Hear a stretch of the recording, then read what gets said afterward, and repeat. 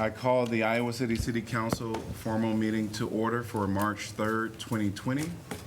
Roll call, please. Burgess. Here. Mims. Here. Salee. Here. Taylor. Here. Teague. Here. Thomas. Here. Weiner. Here. Well, welcome everybody to your City Council meeting for tonight. We're very excited that you all are here. We did have a pillar in our community pass away, William F. Supple. And I want to take a few minutes to acknowledge the recent passing of him.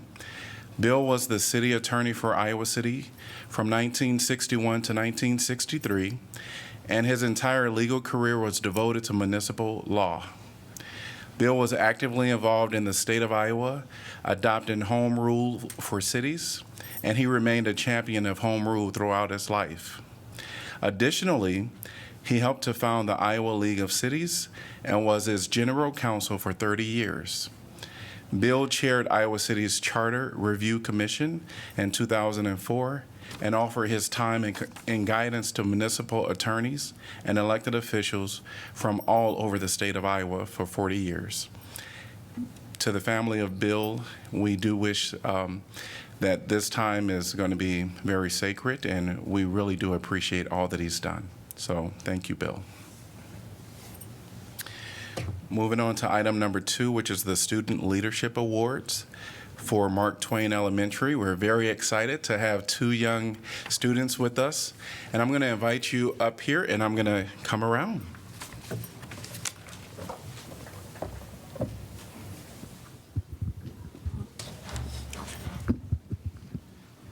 All right. And I will stand in between you here. So we have 2 leaders from Mark Twain Elementary, and we're very excited that you 2 are chosen to be the student leaders for today. And I see that you have some people here very interested in your accomplishments. So why don't we start with you, Joshua, and have you say a few words. I think I was nominated for this award because when one of my friends has a problem or something, I listen to them. The second reason I show up being a leader is that having good grades make me look good in my future job and at school. A third reason is when someone has gone for their job at school, I try to fill in for them. A fourth reason is because I get my work on time and I'm also trustworthy. Last but not least, my parents always say, if you do something good, someone will do good to you. And thank you all for having me here. Great. Thank you so much for those words. Now we're going to go over to Muhammad Abdallah, and you have some words prepared as well. Great. Assalamu alaikum. Hi, I'm Muhammad. I think I was nominated for this award because I try my hardest to help my friends and my family and make them happy. My dad is a big influence in my life. He always pushes me to get the best grades and look good and do my best, and I thank him for everything he has done. Another reason I am a leader is that I try to help anybody that needs help, and I will help if you need it. I love school and my friends and my family. I thank you for this award. I appreciate it very much. Great. Well, we're very proud of both of you. Very proud of both of you. So this award that I'm going to give to you, you'll be able to insert both of your names as I read it. They're very identical. And it says, Student Leadership Award for your outstanding qualities of leadership within Mark Twain Elementary, as well as the community, and for your sense of responsibility and helpfulness to others. We recognize you, Josh, you, Mohammed, as an outstanding student leader. Your community is proud of you. Presented by the Iowa City City Council today. So thanks to both of you. Great job. And you have a fan club here, don't you? I'll have your family and your principal, thanks for coming, wave to us. Thank you both. You can have your seats. Thank you.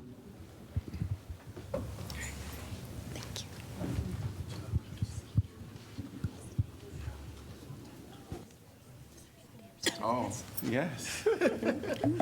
And I'll give you your certificate. He was coming back with this.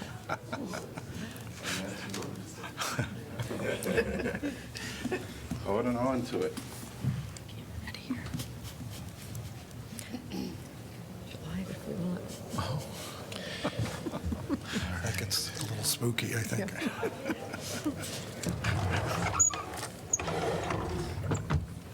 Moving on to item number 3, and this is Mid-American Energy Company, Energy Rebate Incentives, Iowa City Public Works Complex, Phase 1. Mr. Mayor, Council, Ron Kanucky, Public Works Director. Thank you for the opportunity tonight. Tonight, we will be receiving an energy rebate check presented by Mid-American Energy for the Iowa City Public Works Complex Phase 1 project. It's a combination of 2 rebates. The first is for LED lighting in the amount of $23,274, and the second is a custom energy incentive strategies rebate for $37,594 for a total incentive amount of $60,868. The Iowa City Public Works Complex Phase 1 New Construction Program Verification Report, prepared by Mid-American Energy Company's subconsultant Wilden, indicates the measures taken in energy conservation strategies has a projected energy cost savings of $21,000 per year, and further, the simple payback analysis for the incremental costs associated with the more efficient systems anticipated a payback in 9.3 years. Public Works Department would like to thank our project team, including design consultants Newman Munson Architects, HDR MDG, Seawise Design, and Modus Engineering, and our general contracting team of Merit Construction and their associated subcontractors, and Mid-American Energy Company together with their consultant, Wilden.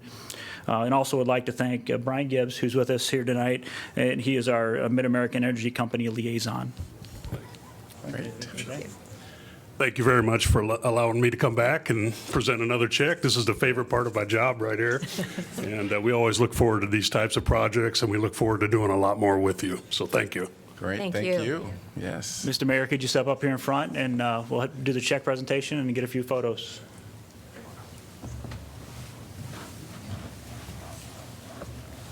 Exciting. Great, great.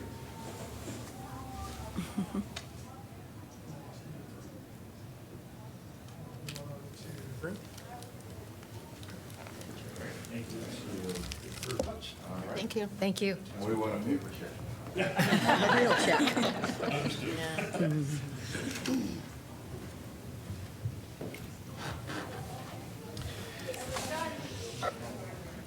Item number 4, proclamation. So 4A is the Special Olympics Month, and this is exciting. So we're gonna, Here they come. yes, this is awesome. Hi, guys. Hello, hello, welcome. Welcome. Hello. Hello again. Yes, Hi. Hello. come on in. Hello. Yes, hello. Hi. Hello. Yes. And I'll stand once to read this. I don't know if they can get me on camera.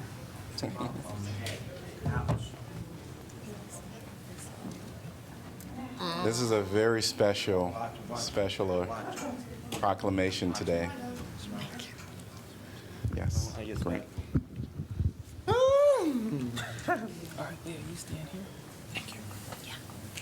Well, thank you all for coming. Oh, Zach, get to the Yes. front. Yes, Hey, Zach, we need you to turn around, bud. all right. And I'm going to read a proclamation. Whereas Special Olympians have a strong desire to compete and win. Whereas Special Olympians know that bravery is measured in setting goals and attempting to reach them. And whereas Special Olympians recognize the joy, pride, and self-worth, humility, and disappointment inherent in organized competition. And whereas Special Olympians appreciate the benefits that healthy competition and physical activity can bring. And whereas Special Olympians give the entire community a chance to gather and share in their spirit of accomplishment. Now, therefore, I, Bruce Teague, Mayor of Iowa City, do hereby declaring the month of March 2020 to be Special Olympics Month in the city of Iowa City and urge all citizens to commend and support the activities of the Special Olympics. Thank you. Thank you. And we have Joyce Rossi that's going to talk to us. Okay, Sergeant Eunice Shriver founded Special Olympics in 1968 with less than 100 athletes. Their first competition was in Chicago. Special Olympics Iowa has served Iowans with special intellectual disabilities for the last 42 years, and in 2019, Iowa Special Olympics provided training, competition in 22 sports to over 16,000 athletes and unified sports partners across Iowa's 99 counties. This year, we really appreciate your March Special Olympics month because our midwinter tournament our banquet is March 13th. We'll have a full day of competition on the 14th. We have basketball skills, cheerleading, gymnastics, and powerlifting. Once our athletes arrive in Iowa City, they have no expenses. Through our fundraising efforts, which is the Polar Plunge on April 25th, I offer this every year, and no one ever takes me up on it, but you're more than welcome to join us out at the reservoir. Another one of our fundraising events is our Swing with Celebrities golf tournament. This year it is June 26th. The Iowa City Council gives our Special Olympic athletes the recognition that they so deserve by making March Special Olympics Month. Here to accept the proclamation is Zach Snop, Jill Mikulik, Mallory Ernst, Justin Conklin, Chad Sissel, Leah Rislinger, Blake Whips, Tyler Kurtz, Nate Cleese, Michelle Snyder, and Don Gorvin. One other thing is you have always been so awesome to us that Special Olympics Iowa would like to present the Iowa City Council with a plaque of our appreciation. Thank you. Thank you very much. Thank you.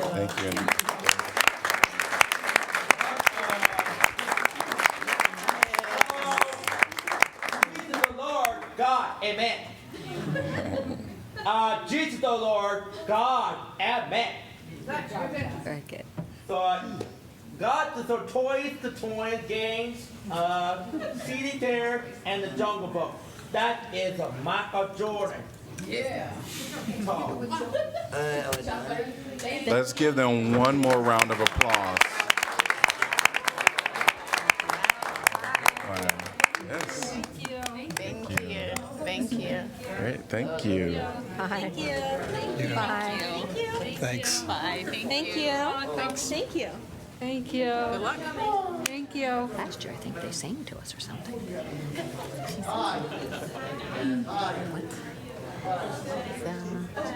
The 13th, you said? March 13th is the banquet. Well, that was awesome and amazing. Yes. Have a good night. You as well. Thank you. Congratulations. We really appreciate the gift. Very nice. Very nice, yeah. Yes. Item number 4B, Bruce Auney Day. Whereas Bruce Auney has spent the past 34 years earning the trust and loyalty of Eastern Iowa television viewers as the evening news anchor at KCRG TV9 in Cedar Rapids.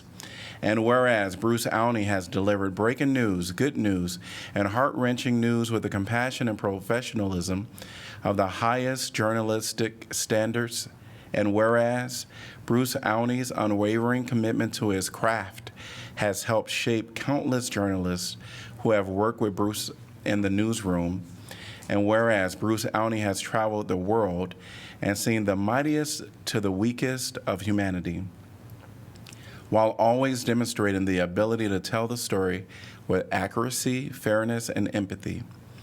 And whereas the Iowa Broadcast News Association honored Bruce Auney with his highest individual award, the prestigious Jack Shelley Award. And whereas Bruce Auney has been a true treasure to Eastern Iowans who have graciously welcomed him into their living rooms to deliver the news. Now, therefore, I, Bruce Teague, Mayor of Iowa City, do hereby proclaim March 3rd, 2020 to be Bruce Auney Day. and urge all citizens to take part in recognizing and honoring the many contributions that Bruce Awney has made to our community and wish him the best on his retirement. Bruce Awney.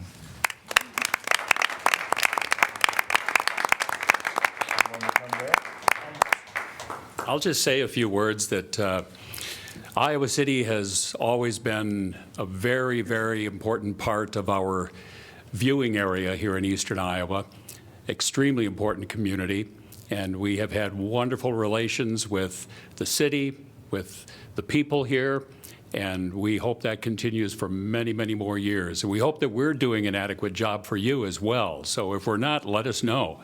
But thank you very much. This is very humbling, and I really, really appreciate it.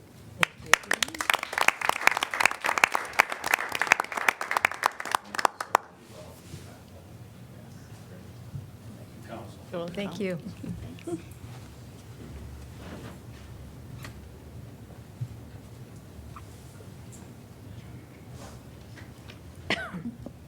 Item 4C, International Women's Day.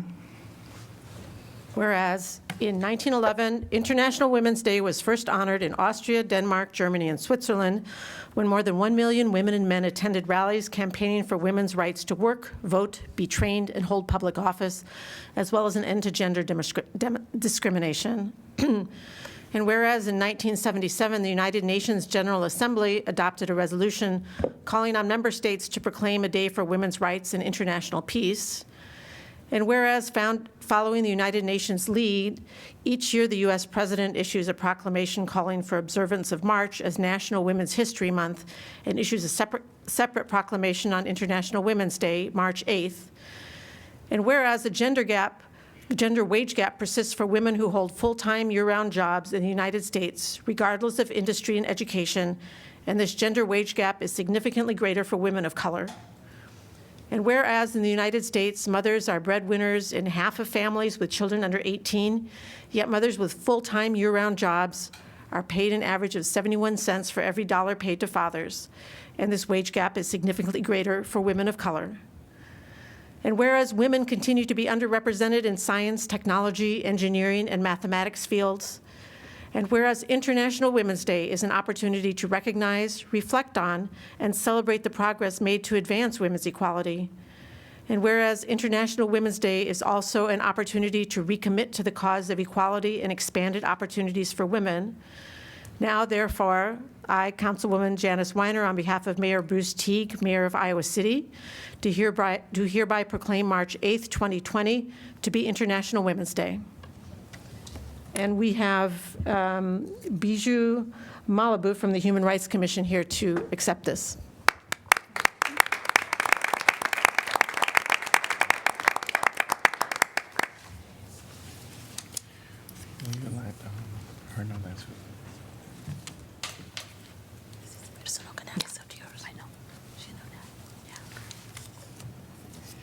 All right. Moving on to item 4D, Census Day. Whereas every 10 years, the U.S. Census Bureau is required by the U.S. Constitution to conduct a count of the population and provide a historic opportunity to help shape the foundation of our society and play an active role in American democracy.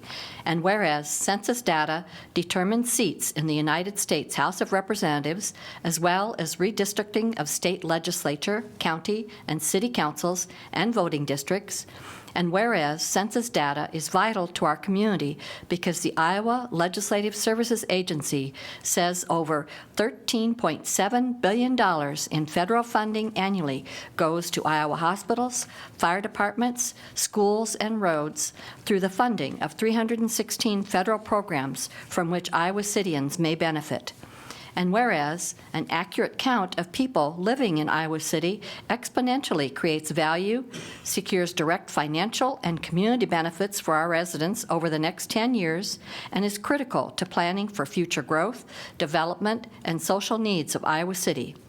And whereas census information is used only for statistical purposes, remains confidential and securely encrypted for decades, and federal law prohibits any public or private agency from gaining access to any individual's personal data, including local landlords, law enforcement, DHS, the FBI, CIA, or ICE, and whereas our local service organizations, schools, and businesses are supportive of the efforts and outcomes of the census and have been partnering with the Iowa City Area Regional Census Complete Count Committee of volunteers to educate, encourage, and enable greater success and census participation by all community members. And whereas, for the first time ever, residents will be able to respond to the census online and by telephone in a variety of language and accessibility needs, in addition to traditional response by paper mailing. And whereas the United States Census Bureau will be mailing information residents need to participate in the census beginning the week of March 12, 2020. And whereas all persons living in the household on April 1st, 2020, including adults, students, and young children, should be counted in the census, regardless of nationality or living situation, where they are from, what language they speak, or their citizenship status. Now, therefore, I, Pauline Taylor, on behalf of Mayor Bruce Teague, do hereby declare that Iowa City will observe April 1st, 2020 as Census Day, and encourage all residents to respond, stand, and be counted with the confidence that their information will be securely protected and that they are helping build the future of their community. And accepting is Ashley Monroe, and I'd like to first thank her for everything you've done to ensure that we have a successful census count.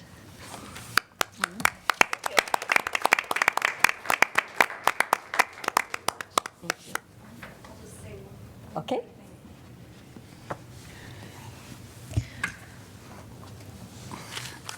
Well, the census proclamation, thank you for reading that. It's quite wordy and it says it all.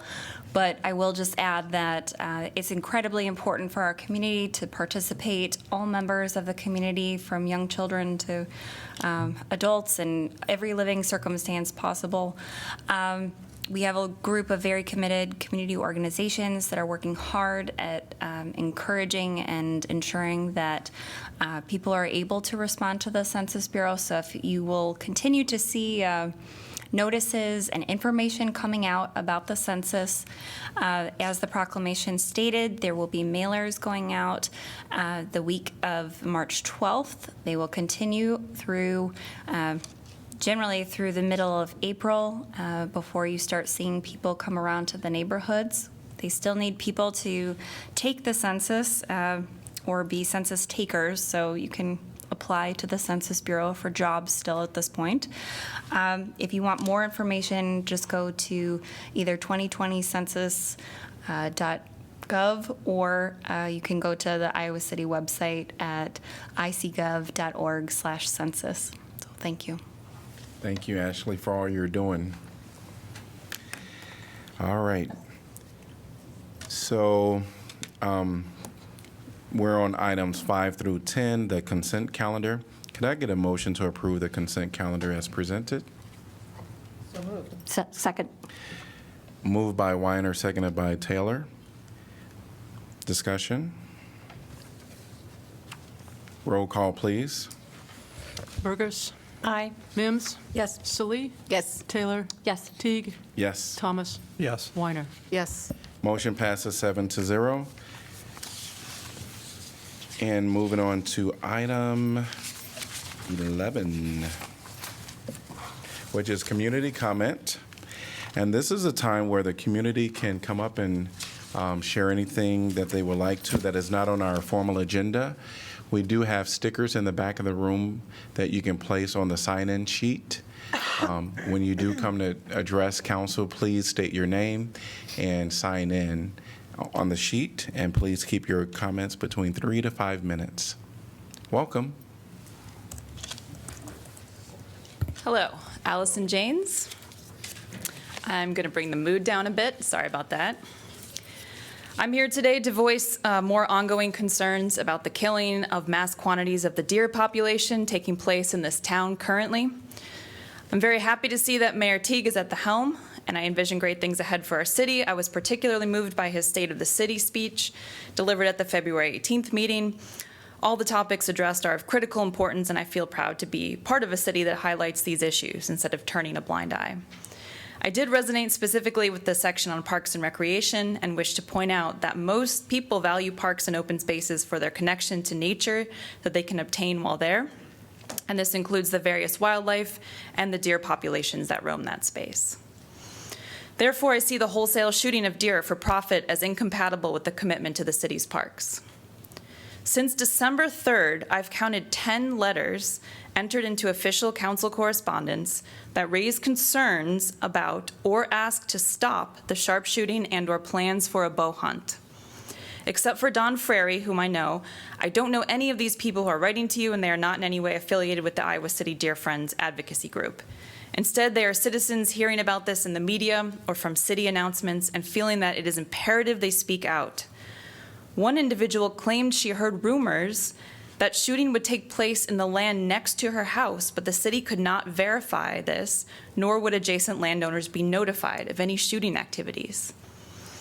When I looked up this address, I saw that the property in question is about 2 blocks from my house and about 2 blocks from 50 other single-family homes. The area includes a large wooded area around Ralston Creek where neighborhood children play. In fact, one of our neighbor's children ran away during the summer for a few hours, as you do when you're 10 years old, and was in fact in this plot of land during the time when he had run away. There are no signs and apparently no way for even immediate neighbors to know when and where men with guns will show up. It's absolutely appalling. Another bait site where presumably shooting is taking place right now was recently found by someone who communicated to me that it was within 50 to 60 feet of the new extension of Foster Road that contains both a sidewalk and a bike path that are frequently used. There are no private property or no trespassing signs in this area, and until this road was recently built, it was a wooded area seen to be an extension of Shimmick open space. There was not then and is no way now to tell where the Shimmick land ends and this private property begins. There are no signs indicating that guns are pointed at that spot. When asking the city which private properties were being used to bait and shoot, the Deer Friends group was told that these were unused spaces where no people are expected to be. I can tell you that is flat out wrong, and I can't believe there hasn't been a close call yet. I still can't quite wrap my head around how this all got initiated. There wasn't an increase in deer-related traffic accidents. There was no request from the Parks Department to shoot the deer. And actually, if you go back and look, it all started with a petition from one wealthy neighborhood, and I just have to think, man, they've got some friends on this council. Even after 400 less influential citizens signed a petition to leave the deer alone, this whole plan was carried out. I appreciate Councilmember Taylor bringing up concerns, community concerns at the January 21st meeting, but was dismayed to see Councilmember Mims completely shut down the conversation, claiming that the concerns were based on misinformation. So shame on you for not taking the very real concerns of the community seriously, and shame on you for inviting these hired guns into our community. The last thing I want to say tonight is that this is just a small selection of the animosity and safety issues that will come up during an amateur open bow hunting season. These sharpshooters are supposed to be professionals, yet they've caused strife in this town. Imagine what happens when people who don't even live here are allowed to come in, walk around with weapons in public, shooting at things that move in the woods. I urge you to reconsider the decision to allow an open bow hunt in Iowa City this fall. Thank you. Thank you for sharing. Anyone else? Please come up. Good evening. Good evening. I'll get to my notes here. My name Will is... you, will you please sign in as well? I did. Oh, thank you. I didn't notice that. I'm first. Great. My name is Linda Vogel. I am new to the community. I just moved here from the Lake of the Ozarks about 6 months ago and have had the opportunity to become the newest commissioner at the senior center, or the center as I prefer to think of it. We're not seniors as far as I'm concerned. And when I was at Lake of the Ozarks, I also worked with the community in the senior center area. I must say moving up here is exciting This is just everything we would have ever dreamed of when we were at the lake. With that, I wanted to say things about a couple of the projects that we've had going on. I do know, and I'm still learning these things, that the RFP is coming up shortly, which will help us a lot with the master plan that we're working on as the commission. The commission group that we have, which Ashley's met, very high energy, really open to a lot of ideas, thinking outside of the box. All of you up there, plus everyone here, really, someday you're going to age, whether you think you are or not. We're putting things in place that are going to be beyond exciting for everybody. With that, we had sent a survey out we sent 5,000 surveys out. My background is marketing, so I'm always happy if I sent 5,000 out and I got 500 back. We've gotten well over 1,000, and that was as of, I believe, yesterday. I have not seen them, but the ones that are looking at it saying they're giving us a lot of answers on what they'd really like to see in the community as it grows. It's one other thing that's very exciting with it. The other thing is we just completed Black History Month, and we all feel like it was a big success. I think last year they just had a handful of people show up, but at one of the things they had well over 100 to 110 people show up for the event. So moving forward, I'm sure various commissioners are going to come and talk to you and give you updates.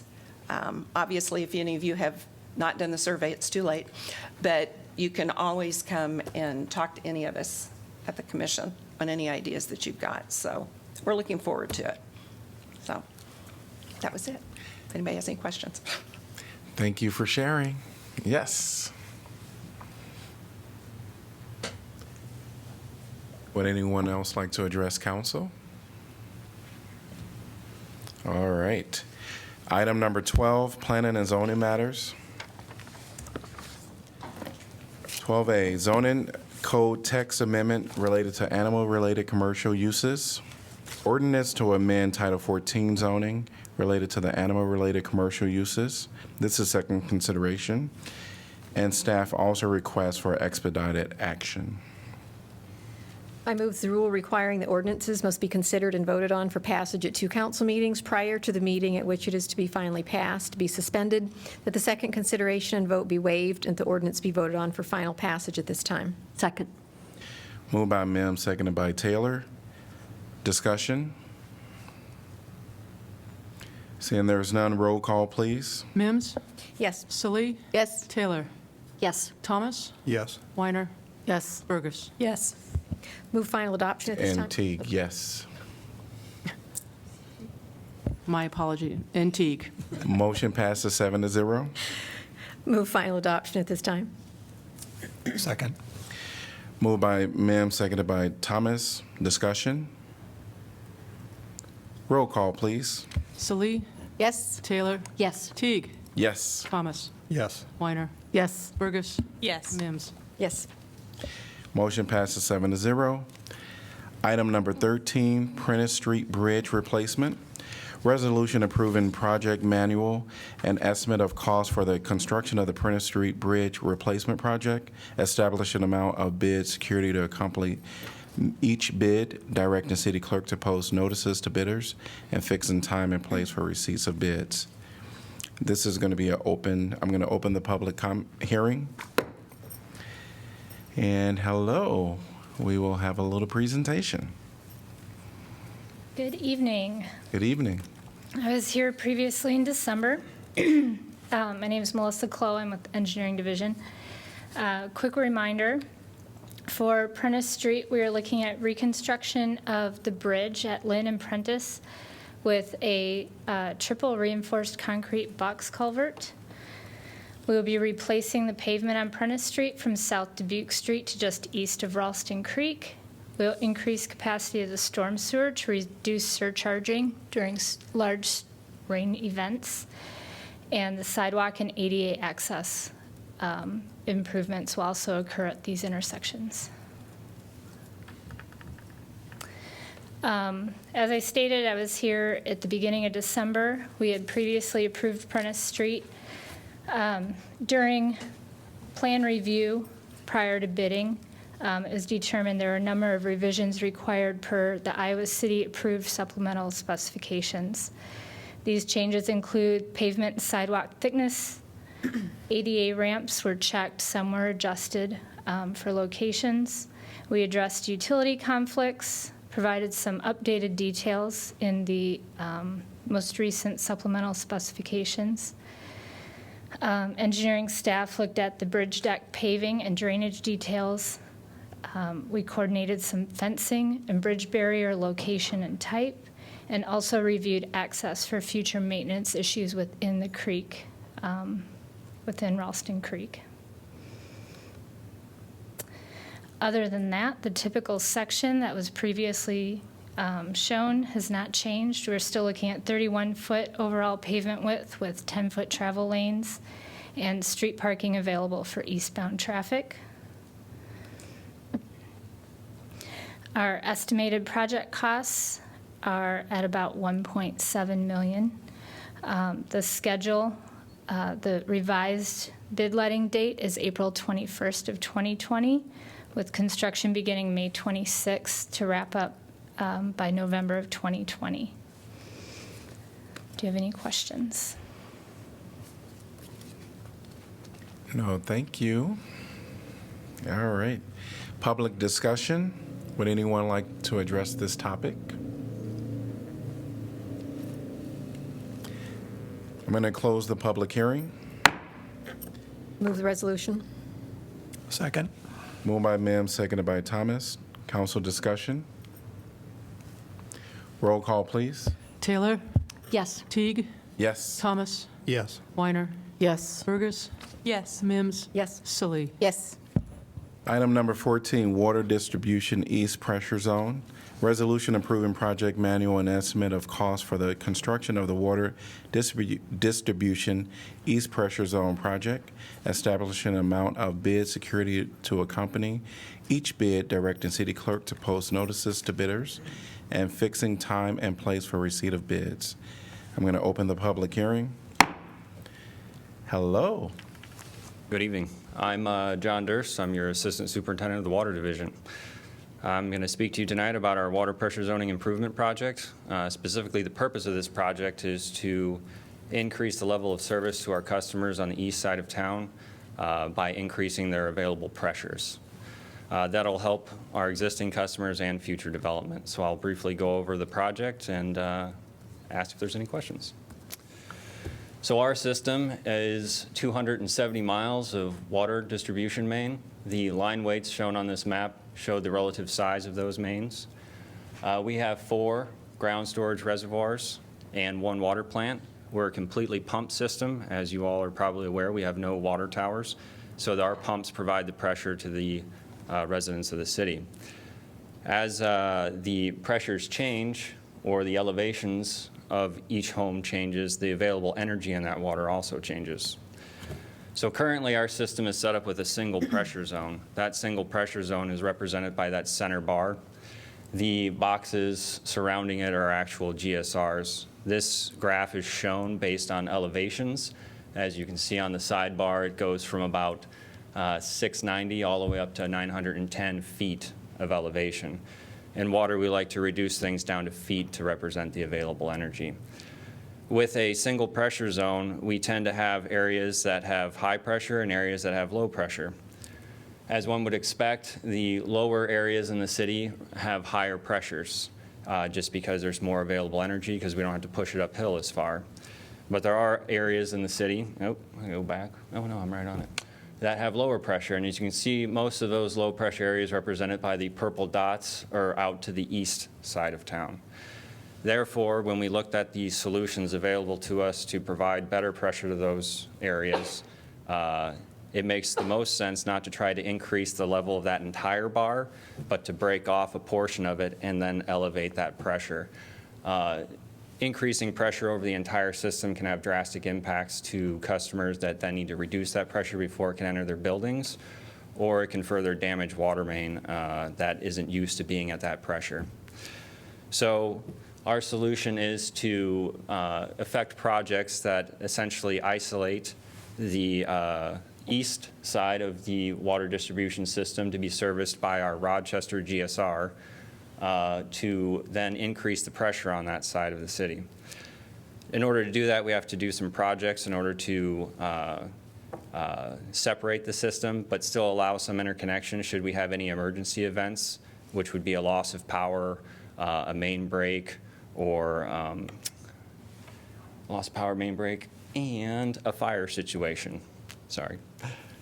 So this is what the hydraulic grade lines look like after we break the two zones. You can see there's one purple box off to the side that is a Rochester GSR, and we have an east pressure zone that is above what the central pressure zone is currently at. The other areas would continue to be in the central pressure zone, and you can see there's some interconnections with those lines that move back and forth.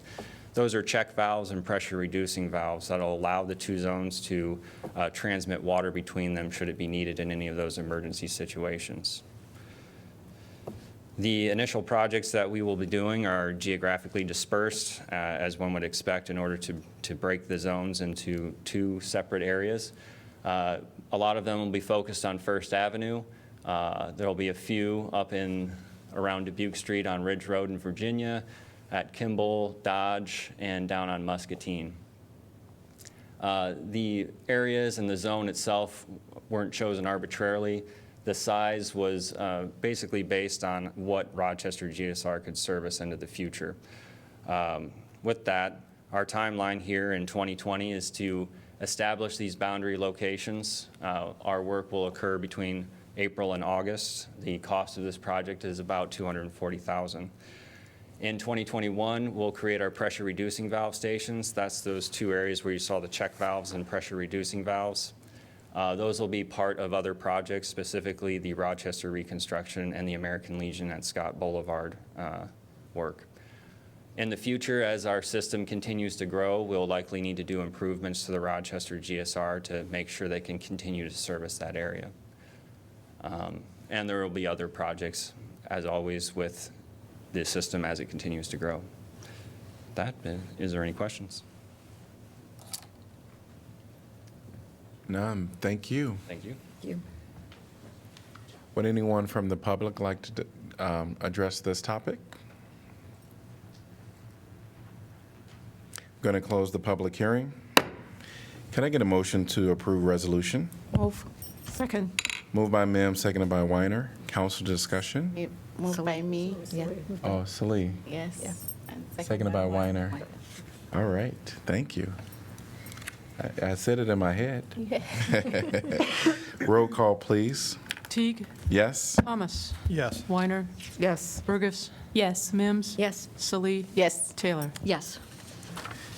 Motion passes 7-0. Before we move on, I do want to go back to a correspondence for item 8A. Could I get a motion to accept the correspondence, please? So moved. Second. Moved by Mims, seconded by Burgess. All right. All in favor say aye. Aye. Aye. Any opposed? Motion passes 7-0. Moving on to item number 14, no. Item number 15, Scott Napoleon Fairmeadows Park improvements. Resolution approving project manual and estimate of cost for the construction of the Scott Napoleon and Fairmeadows Park improvements project, establishing amount of bid security to accompany each bid, directing city clerk to post notice to bidders, and fixing time and place for receipt of bids. I'm going to open the public hearing. Hello, welcome. Good evening. Good evening. I'm Zachary Hall, Superintendent of Parks. I'm filling in for our directors, Julie Seidel Johnson. And tonight I will be going over the Napoleon Scott Park, Fairmeadows, and Weatherby Park rehabilitation projects. So first off, just to give you a point of reference, and I won't laser point too much. Scott Park in the upper northeast portion of the city, and then Fairmeadows, Napoleon, and Weatherby in the southern portion of the city. Scott Park is our First one that we'll go over, we have an existing playground, which we'll see in the next slide. But as you can see, hopefully, is the existing playground here, closer to some of the homes. And so one of the items of the project per our Parks Master Plan was to get some ADA access and some accessibility to that. We currently don't have any kind of sidewalks or accessibility to the playground, so it's kind of out there on its own, as you can see here in our existing conditions. Also, we have a shelter on the opposite side of the road, and so part of the project will be removing the playground, removing the shelter, and then moving the playground a little bit to the south, as seen here on the plans, and then making a connection and adding a connection to a new shelter. It might be easiest to go through any questions one by one, since we do have 4 of these projects out there. So I guess I'll ask if there's any questions in particular to Scott Park. I think Scott had some floodplain issues as well, does it not? We Which do. we're out of, but We do have some wet conditions in Scott Park, and that's it's typically localized to the southeast of where the current playground is, on the other side of the drive. So where you can see the existing trees is typically where we have most of the moisture buildup that we get. Thankfully, the playground that is existing, we haven't seen any issues as far as moisture, but we are pulling it away from the boundaries next to the homes and keeping it out of that wet area. Just real quick, Scott Park is actually a stormwater detention facility first, and kind of a park second. So you do see it fill up, particularly around the dog park, between the road and the dog park area, and that's by design. I'll just add one note that's not on the slide. To the left of the playground, basically along the hillside, we will be establishing, in a separate project, establishing prairie along that hillside. So that's one feature that's not discussed in here, but is an item that will be coming. And this is just a rendering of what the playground will be like. We did a public input session last year at Rita's Ranch Dog Park as part of the Party in the Park, and got some really good response from the neighbors. Moving on, Napoleon Softball Complex. This is an interesting one. We have an existing playground that's outside of the outfield next to one of the existing shelters, about right here, and we've had some wet conditions. We've had some drainage issues there the last couple of years. We've had to close down the playground due to drainage issues, and so we worked with our consultants to look at what we could do as far as a little bit of a different design. So this is the existing playground, and this has been closed on and off for the last couple of years because of drainage issues. We do have drainage tile that was put in there in the original design. We believe that that's been compromised, and so we're looking to pull it out of that condition, or that existing location, move it closer to the concession area, and provide a little bit different experience and kind of localize the activities, especially during tournaments and big play. And so what you see here, it's kind of hard to see on the screen, but this is the concession area footprint of it. We have a trail, one part of the trail system coming through here, another part of the trail system coming through here. So we're making this connection from both trail sections through the concession, through some of the playground nodes.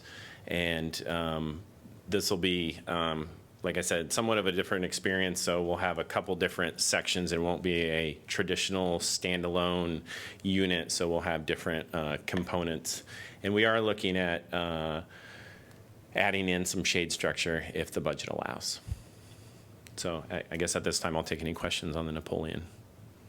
could you show the site plan again? Sure. So are there trees around there that would help with that shade? We have some trees. What you cannot see from the image, and I apologize, it's kind of washing out. We do have a outfield fence for the ball field that is fairly close proximity as far as allowing for any kind of tree planting in between that fence and the playground. We do have tree coverage over along the trail system here. And again, we have another outfield fence in this area. So it's a little bit tricky as far as placing any trees in that particular location for playground. So, yeah, a shade structure or a shade element on the structure itself is the way to go. No other questions? All right. And Fair Meadows Park, this is an exciting one. We've had a lot of upgrades to this park recently over the years. And as you know, it's a very popular splash pad. My kids love this splash pad. We have a new a new restroom that was put in 2014, 2015. And the pump house associated with the splash pad. The existing playground is over here off of Miami. So once we did the upgrades here, one thing that we definitely heard from the neighborhood and users is that there's a wall or a barrier, and parents who have their kids over at the splash pad can't see their kids playing over at the playground. And this is one of our older playgrounds. We still have sand as one of the surfacing materials in a portion of this playground. And so what we are proposing, what the project is going to do is move the playground over to this area, demolish the existing shelter, and then add a new shelter connecting with the existing pathways. And so these are the existing conditions as far as the shelter and the playground. And again, this gets pretty washed out, but this is the splash pad. This is the new shelter. We have connections coming off of Miami, coming through and making a connection up to the existing parking lot. And so full connectivity between the parking lot, the playground, the splash pad, the shelter, and then back again on over to Miami. And this playground, we coordinated with the school district to better understand what playgrounds they are putting in at Grant Wood and what they've done with their upgrades as far as their playgrounds. So knowing that the splash pad is a popular site, especially for some of the younger children, we went with kind of a younger age playground design. And project timeline for all three of these projects. Public hearing tonight, bid letting April, award mid-April, and then construction late April, and a final completion late October. Great. Yeah, I would, again, just general comment, and I was looking at the on the screen here that we have, and it's a little bit, the idea of planting trees around these gathering spaces, and it looked like there might be some gaps in that canopy cover. Not that one, but the next one. Yeah, we actually. Yeah, I guess it would be to the west, perhaps. As part of our Arbor Day tree planting program, we will be coordinating with Grant Wood School. We are going to wait until next year once this project is complete, so we better understand what the site conditions are going to be like. We fully expect to be planting trees around this neighborhood, and we're really fortunate that the existing tree canopy coverage, especially to the southwest, which is really what we want, is really ideal for the location of that playground. I'll also note with the removal of the existing playground, we're also looking at some type of tree planting in that corner off of Miami. So during the construction, would the old playground still be there, or would it be demolished? The old playground will. That's a great question. So with Scott Park and Fair Meadows, both those playgrounds will stay in place until the construction is over, and then actually our staff will remove those. Napoleon Park, the playground already has been removed because we've had such wet conditions. We wanted to get that out of there. And I know on the first one, you brought the park a little closer for ADA. Mm-hmm. Can you speak a little bit about the equipment and how it? Sure. That's a great question. I'm going to go back to, actually, if you don't mind if I hold off until our Weatherby playground, that kind of gives a more comprehensive view and has a number of different components that I can talk to that. Any other questions regarding those projects? Thank you. All right. You'll be back up in a little bit. All right. Public discussion on this item? Seeing there's no one, I'm going to close the public hearing. Can I get a motion to approve the resolution? So moved. Second. Moved by Burgess, seconded by Thomas. Discussion? Roll call, please. Thomas?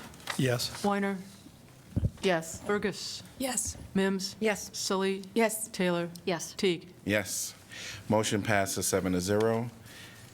Item number 16, Weatherby Park Improvements, resolution approving project manual and estimate of cost for the construction of the Weatherby Park Improvements Project, establishing amount of bid security to accompany each bid, directing city clerk to post notice to bidders, and fixing time and place for receipt of bids. I'm going to open the public hearing.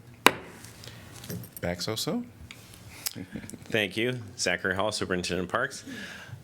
So the Weatherby Park project, again, is another shelter, restroom, playground redesign, really a full park redesign of the amenities in this park. And Weatherby is really special. We've had a lot of programming. As you know, 2 years ago, we had the sport court that was installed.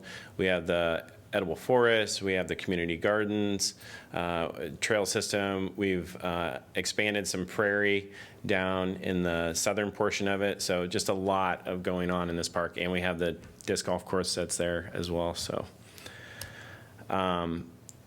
but this is one of our older playgrounds, very well used playground. And one of our older shelter styles that is the attached kind of theme. So the restroom is attached to the shelter. So one of the things we wanted to look at and move towards per our Parks Master Plan is separating those shelters and restrooms. So folks can have, different experiences. If someone's at the shelter, it doesn't feel awkward that you're in a restroom area, things like that. So you'll see that on the site plan here. And I apologize again, it's very washed out. But this park as well has a greatly used splash pad in this area.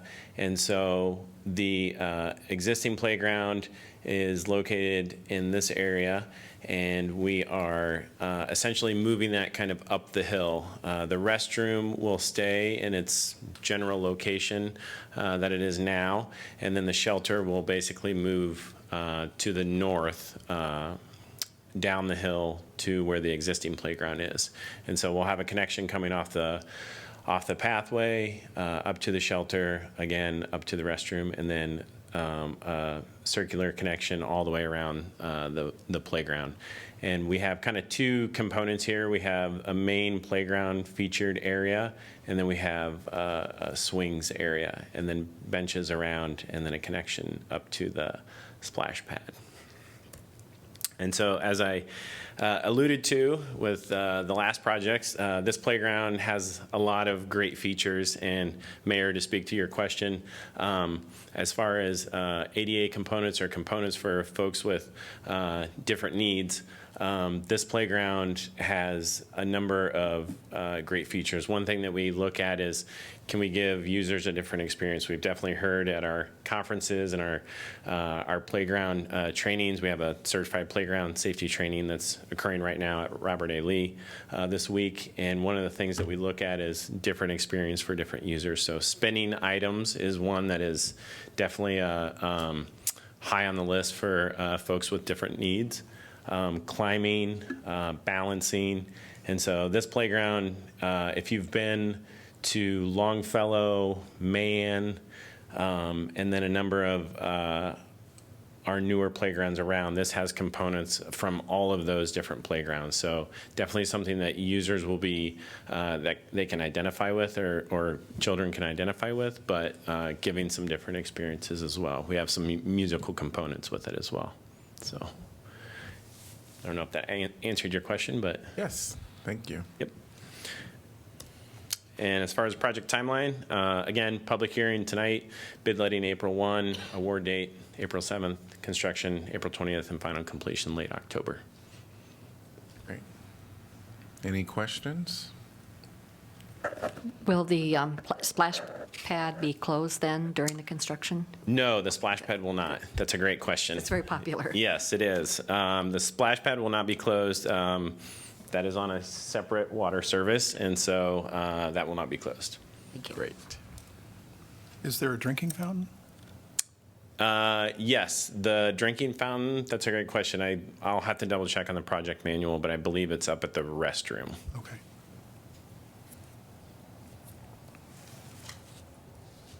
All right, thank you. Would anyone from the public like to address this topic?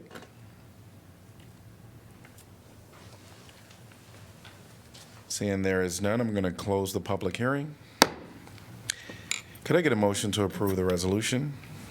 So moved. Moved by Thomas. Second. Seconded by Weiner. Discussion? I'm really happy to see the change with the shelter facility, which not only replacing the one that was there, but moving it up the slope. I think it will have a better position within the park. One of the things I'm really fond of at Weatherby is the openness of that open field, and this will, I think, have a stronger relationship to, the playground will have a stronger relationship to that open area than it does now.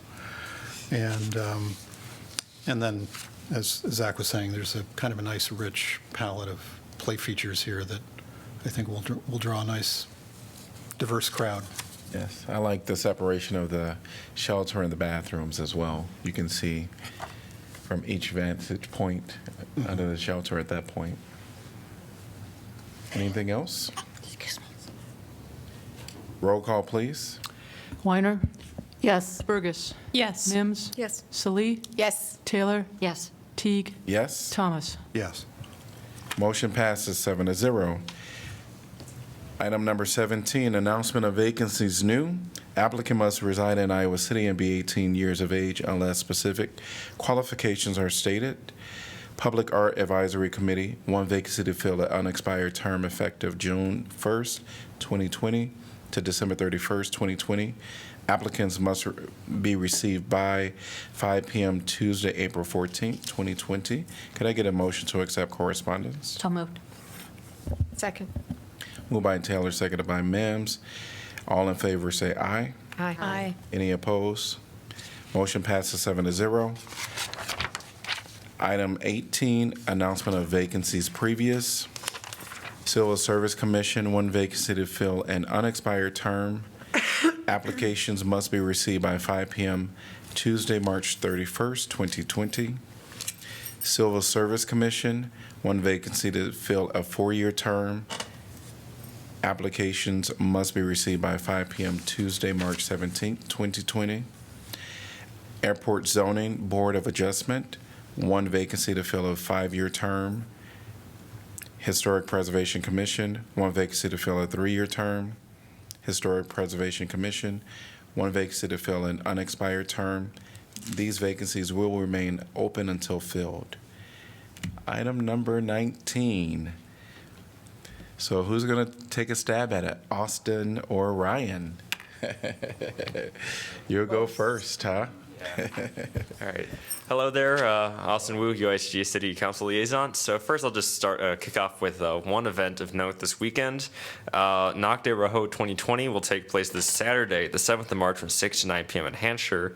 Per the Facebook event page, it's Iowa's Bollywood Fusion Dance Competition, 18 years running, free for UI students, 10 for UI faculty and staff, $5 for children 5 and under, $14 general admission, and $16 at the door. And then the second thing I have is welcome Ryan. That was his first city council meeting tonight.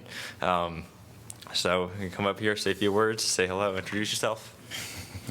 Hello, everyone. My name is Ryan Longenecker. I am a first-year student at the University of Iowa, and then I'm the new Deputy City Liaison.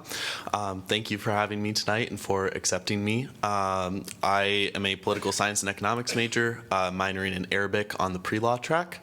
And I have a love for politics and government, and having served as a student liaison to my school board back in Bettendorf, this has reminded me a lot of that, just on a much bigger scale. So I'm really excited to be back and involved with local government, and excited to see how I can be of use between students and local government, and I'm excited to get to know all of you.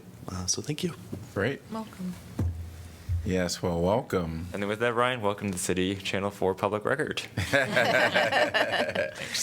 Great, great, great, great.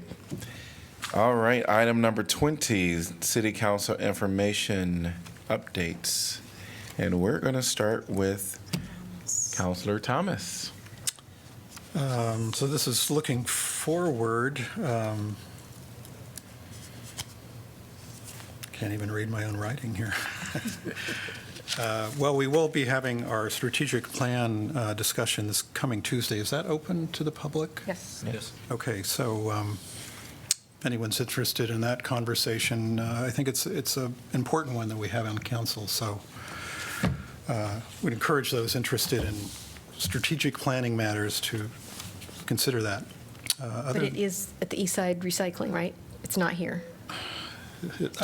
Yeah, East Side Recycling. Don't show up here. Don't show up here. And I think that's it. 1 o'clock. 1 o'clock. 1 to 5 p.m. is the time frame we're looking at. That's it. Okay. Not a lot. We've got that. I will just mention, and I'm not sure if any of our counselors would have known, but we just recently lost one of our former police officers, Stephen Fortman, who I think had been with the department 30 years maybe, had moved back to Missouri and passed away just recently. So there will be, for people maybe who knew Steve while he was in this community, there will be a visitation on Monday the 9th from 4 to 7 p.m. out at the Iowa City Church out on American Legion Road, and a celebration of life from 7 to 8 p.m. next Monday. Okay. Well, I really don't have anything, but I guess this Saturday we're gonna have the pancake service for the Christ Center at the Luther's Church. I just invite everybody to come and eat breakfast. Yeah.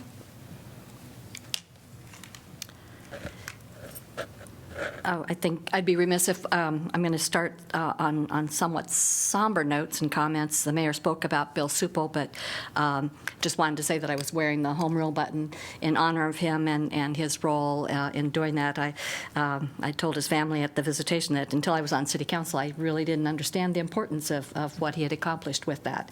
And of course, what is slowly being taken away from us, but it is important, and so this is in honor of him. And then also just our thoughts are with the folks in Nashville, Tennessee, and the devastation of the tornado that went through there. Back to other items, Laura had mentioned the joint meeting with the school district, and I thought it was a very good presentation by Opticos. The southeastern side of Iowa City has great potential, and I hope that developers can be inspired to follow some of the suggestions that they'd made, and I look forward to watching this area develop. It's a lot of promise in that area. That was last Wednesday. Thursday, the mayor and I had a listening post at the senior center. Participants came very well prepared to discuss things that were on their mind, a lot of it related to the senior center. With a lot of topics of concern relating to that. I believe the mayor will be writing up a summary of that, and it'll be included in one of our next packets. So look forward to seeing that. Friday, of course, somebody also mentioned the City Awards Luncheon. It's always a nice event, and always impressed to see the many years of tenure of our city staff.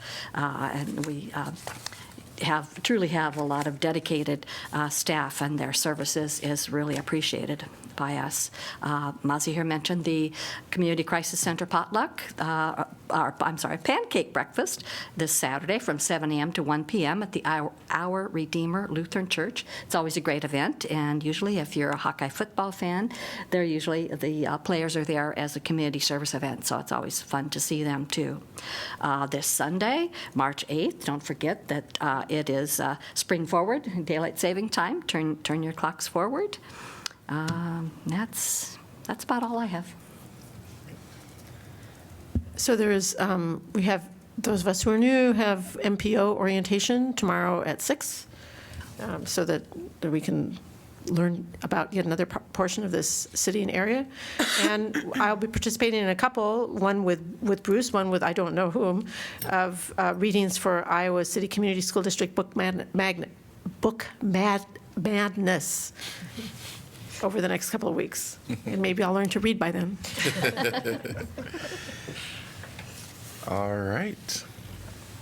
I'll just put in my monthly plug for the South District Neighborhood Association, which is happening tomorrow, Wednesday, March 4th, from 6 to 7:30 p.m. at the Broadway Neighborhood Center. And this month's meeting is an open discussion, just collecting feedback and input and networking, meeting your neighbors and individuals who live or work or want to know more about the South District. And then on Thursday evening is an event at the Chauncey called Luna Fest. It's the Girls on the Run of Eastern Iowa annual fundraiser, and it's they show a number of films really focusing on empowerment for women and girls. So that is a ticketed event, but it's a fundraiser for the Girls on the Run of Eastern Iowa. And everything else I think has already been mentioned, so.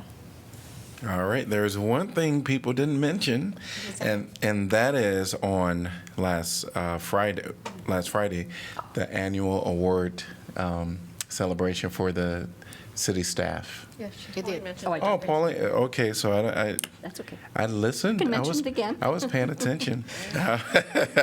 Maybe that's when I was making my notes. I thought you were going to say the soul food dinner. The soul food dinner. Yeah, I forgot about the soul that food is dinner. another one. The soul food dinner, and which was the, really celebrating Black history and just having so many various people from all walks of life to be a part of that. It was a great event. And there were lots of events for Black History Month, and I guess what I will say is that Black History Month and the accomplishments of Black individuals within our community, local and even historically, I think let's not just make it a month, but let's keep it going. And so with that, I will.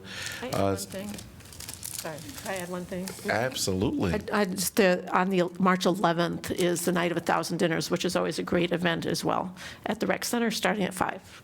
Great. Thank you. And then on Friday, Mayor Pro Tem Mazahir Salih and I, along with Assistant City Manager Ashley Monroe, we attended here in City Hall a conference, just a meeting with Kosovo leaders. It was great. They were just coming to talk to us about potentially being a sister city. They reached out to us, and we gladly accepted the invitation just to talk to them. And there was a lot of things that we learned about their community, as far as like some of the things that they're dealing with. They've only been 11 years, I believe. 12 years. Independent country. And so some of the things that they're accomplishing, like I feel like we have been through the waters and found solutions for. And so it was great interaction. They left us with this wonderful plaque. It's really beautiful. I would really encourage you to take some time to look at it. It's kind of a city on a hill and lots of things. So great conversations. I know that they are real interested in creating more partnerships with people in the U.S. and never know what might happen here. But that is definitely something council will bring up. Yeah, they're only the only consulate that we have in Iowa is the consulate of Kosovo in Des Moines, and that it started because of a relationship with the Iowa National Guard. Great. And they invite all of you to visit their country on July because I guess the governor is also going there or something like that. Yes. Yes. Yes. All right. And we're going to go over to our city manager. Any updates? Nothing tonight. All right. No? All right. Thanks again for the census. Very welcome. Yes. All right. Nothing. So if nothing else, is there a motion to adjourn? So moved. Second. Moved by Mim, seconded by Thomas. All in favor say aye. Aye. Any opposed? We're adjourned. Breaking the record.